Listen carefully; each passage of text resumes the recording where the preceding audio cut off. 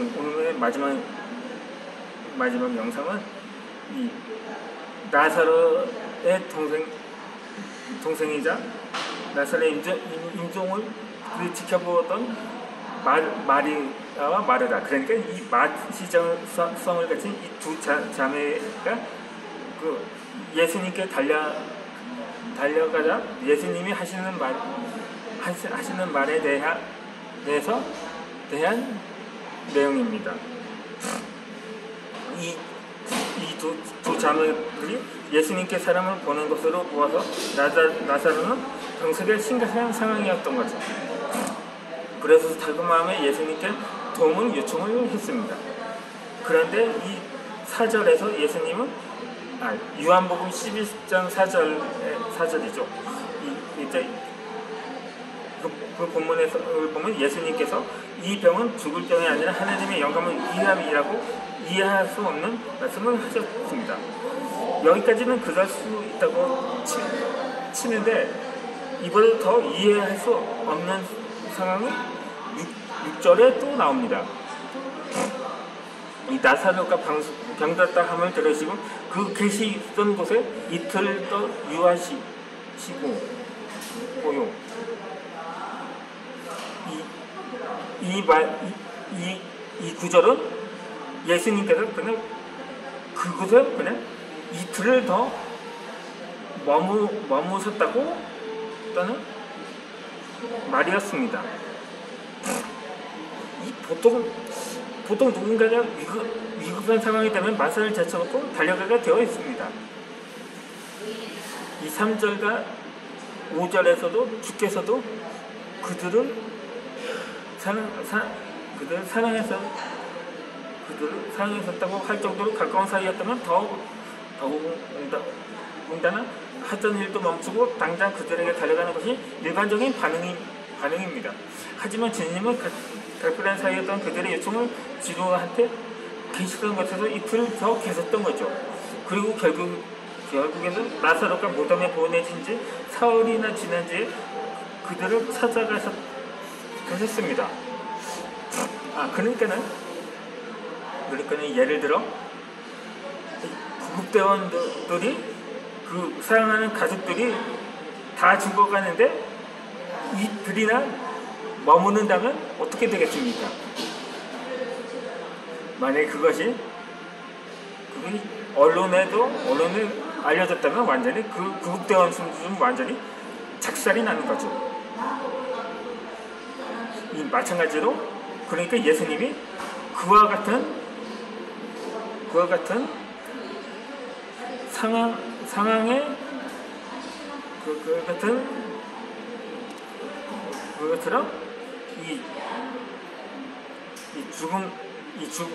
이들이 직접 신고를 하는데 그냥 이틀이나 그 자리에서 꼼짝하지 않으셨다는 어떤 셈이라는 거죠. 그리고 이틀 뒤에 예수님이 그 나사로의 집에 도착을 했지만 이후는 그때 마르다는 다시 참 심성은 착한지라 전혀 예수님을 원망하지 않고 바로 나가 주님을 맞이했지만 마리아는 그대로 집에 앉아 있었는데 마리아가 예수님이 오셨다는 듣고도 나가지 않았는지 너무 슬퍼서 마치 소식을 듣지 못한 것인지는 그렇게 자세히 기억되진 않았는데 하지만 그와 달리 마르다는 분주하게 예수님이 만나자마자 불만 섞인 하소연을 눌러놓았습니다. 왜 이제 오셨나고? 좀 일찍 오셔서 여기 계셨다면 우리 오빠가 죽지 않았을 것 아니냐고 말입니다. 물론 32절에서는 마리아도 마르다와 똑같은 말을 합니다. 물론 이 두 사람은 인간인지라 나름대로 불만이 없지는 않았겠죠.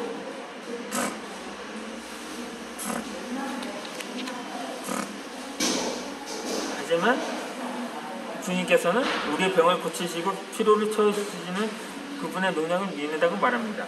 하지만 그러나 우리의 믿음은 말로만 그치는 반쪽짜리일 때가 많습니다. 이 두 자매가 말한 주께서 여기 계셨더라면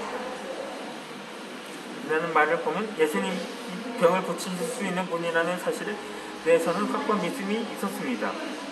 하지만 자세히 보면 주님이 그 자리에 계실 때만 자신들의 오빠가 병을 고침을 받았을 것이라는 의미가 숨어 있습니다. 마르다와 마리아는 누가복음 7장에 나오는 백부장처럼 주님이 어디에 계시든지 상관없이 기적을 베푸실 분이라는 사실은 미처 몰랐던 것입니다. 이렇게 마르다와 마리아는 주님의 능력을 자신들의 좁은 생각으로 제한하고 있었던 거죠. 우리는 살면서 이런 실수를 얼마나 자주 범하는지 모릅니다. 아니, 실수라기보다는 그런 생각들이 일상화되어 있습니다. 마르다와 마리아는 이미 오빠가 죽었으니 예수님이 너무 늦게 오셨다고, 그래서 모든 것이 끝났다고 포기를 한 것입니다. 왜 이제 오시나고 주님은 원망을 한 것입니다. 그래서 이제는 모든 것이 끝났으면 주님이 아무것도 하실 수 없다고 말입니다. 하지만 가족들이 죽어서 무덤에 묻혔는데 그 상황에서 무엇을 더 기대할 수가 있었을까요?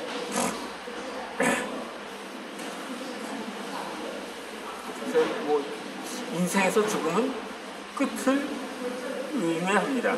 그렇다고 이 세상 이 지구상에서 야산이 아니라 이승 저승이라고 말을 하는데, 세상에 무슨 저승이 우주 어딘가 있다고도 하더라고요. 세상을 떠났다고 하는데 세상 죽으면 아무것도 없고, 전생도 없고 환생도 없고 아무것도 없고 새로 태어나는 것도 없고 아무것도 없고, 천국 지옥은 지옥도 없고 이렇게 완전히 깊은 잠에 빠서 꿈을 꾸는 것도 아니라고 하고 그렇게 죽음에 대해 그렇게 생각하는 사람은 정말 죽음은 정말 피하고 싶은, 그러니까 인생에 있어 가장 두려워하는 존재라고 하기는 좀 그렇고, 죽음을 존재라고 하긴 그렇고, 그것이 두려워하는 것이 바로 죽음이라는 거죠. 그런데 그러므로 이 죽음이란 더 이상 아무것도 바랄 수 없는 상황을 뜻습니다. 그냥 기쁜 아무것도 없는 것도 없고 그렇다고 죽으면 사람이 태어나기 전의 일을 기억하는 사람이 없는 것처럼 말입니다. 그런 사람은 전생에 있다고 하는 사람은 단지 기억을 못한다고 말을 하기도 하는데, 그건 과학이나 의학적으로 밝혀진 바는 있습니다.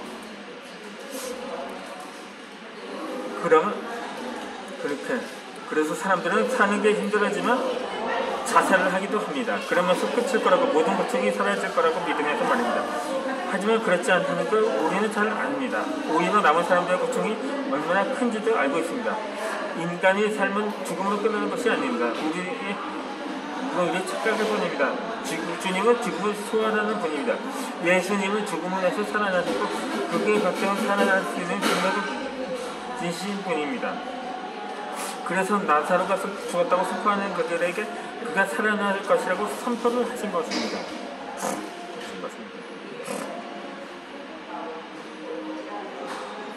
그렇게 해서 다시 살아났던 것입니다. 그렇게 다시 살아난 나사로는 그 석 위에 멋지게 그렇게 나서기 위해 멋지게 차려나온 것이 아니었습니다. 정말 죽었던 상황을 중망이라도 하듯 술 속을 배로 동인 채로 나왔을 뿐만 아니라 그 얼굴을 수건에 싸였다고 기록되어 있습니다.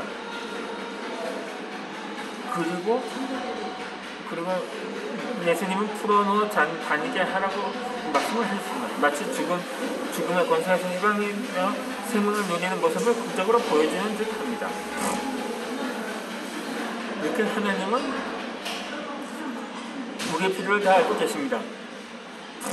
우리에게 무엇이 필요한지, 우리가 지금 무엇 때문에 힘겨워함을 고통스러워하는지를 낱낱이 알고 계십니다. 그렇게 그분의 자녀된 우리의 기도에 응답해 주십니다. 다만 우리의 시간이 아닌 그분의 시간이 들어주신다는 거죠.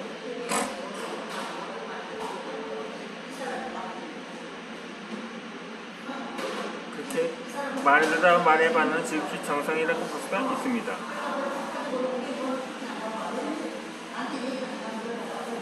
그러나 커갈수록 부모를 이해하고 전유산을 고려하는 막무대 간에로 고집을 피우지는 않습니다. 때를 기다려줄 수 없고 참 슬퍼합니다. 우리의 신앙이 기다리지 못하는 신앙이라면 그것이 바로 흔히 말하는 어린아이와 같은 신앙이라는 증거입니다. 그럼 오늘 영상을 여기서 마치고 다음의 영상을 올려드리도록 하겠습니다. 오늘 영상은 여기서 마치도록 하겠습니다.